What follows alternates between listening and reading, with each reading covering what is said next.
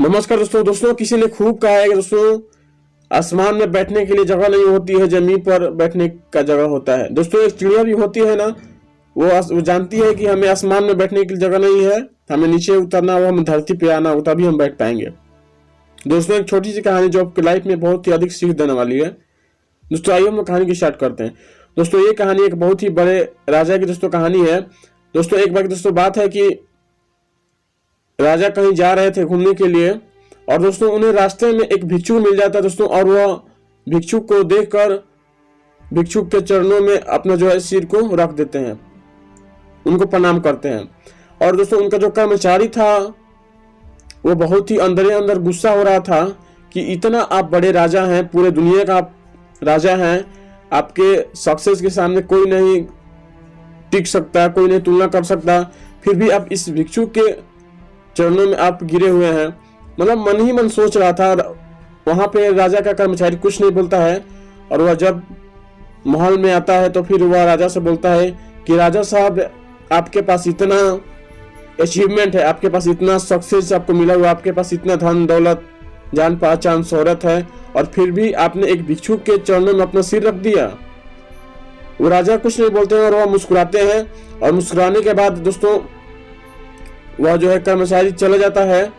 और दोस्तों कुछ दिन के बाद राजा फिर उस कर्मचारी को बुलाते हैं, जो कर्मचारी ये बोल रहा था कि राजा मतलब कि भिक्षुक के चरणों में क्यों अपना जो है सिर को रखे हैं, ठीक ना। तो फिर वह जो कर्मचारी जो है आता है और राजा एक उसे थैला देते हैं, और थैला में दोस्तों मैं आपको बताना चाहूंगा उसमें 4 प्रकार का सिर था, ठीक ना। एक था भैंस का, एक था बकरी का, और एक था गधा का, और एक था व्यक्ति आदमी का एक सिर था। 4 प्रकार का दोस्तों उस थैला में सिर था। राजा ने उस कर्मचारी को बताया कि चारों जो ये सिर है इसको तुम मार्केट में बेच कर आओ। और जब वह कर्मचारी जब जाता है मार्केट में बेचने के लिए, तो धीरे धीरे करके जो है बकरी का सिर और गधा का सिर और भैंस का सिर तो धीरे धीरे करके कुछ पैसों कम करके कुछ पैसा अधिक करके बेच देता है। लेकिन दोस्तों जो है मनुष्य का जो सिर है दोस्तों वो नहीं बेच पाता है, ठीक ना।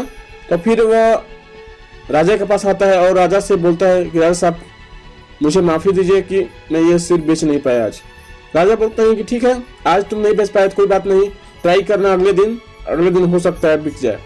तो अगले दिन फिर वह जाता है, जो राजा का जो कर्मचारी होता है अगले दिन जाता है मार्केट में बेचने के लिए, और राजा उसको पहले ही दिन बता दिए थे कि अगर ये सिर नहीं बिक रहा है तो तुम इसे फ्री में भी किसी को दे देना, हमें केवल थैला खाली चाहिए, ठीक ना। राजा पहले ही बोल दिए थे ये बात।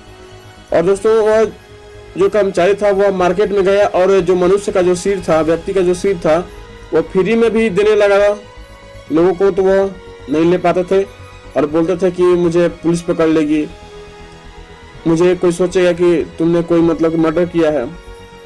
तो बहुत सारे प्रकार का जो है क्वेश्चन आ रहा था। तो वह सिर जो दोस्तों नहीं बिका और राजा के पास आया और बोला कि राजा साहब ये सिर मुझसे नहीं बिक सकता है। और राजा दोस्तों बोलते हैं, हंसते हुए बोलते हैं कि जिस प्रकार तूने 3 सिर को तो बेच दिया, लेकिन चौथा सिर जो मनुष्य का था उसको तुम नहीं बेच पा रहे हो।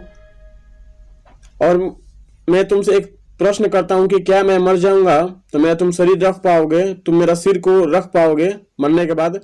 तो जो कर्मचारी बोलता है नहीं राजा साहब, मैं आपको जो है शरीर या फिर आपके जो है सिर को नहीं रख सकता, उसे हमें अंतिम संस्कार करना होगा।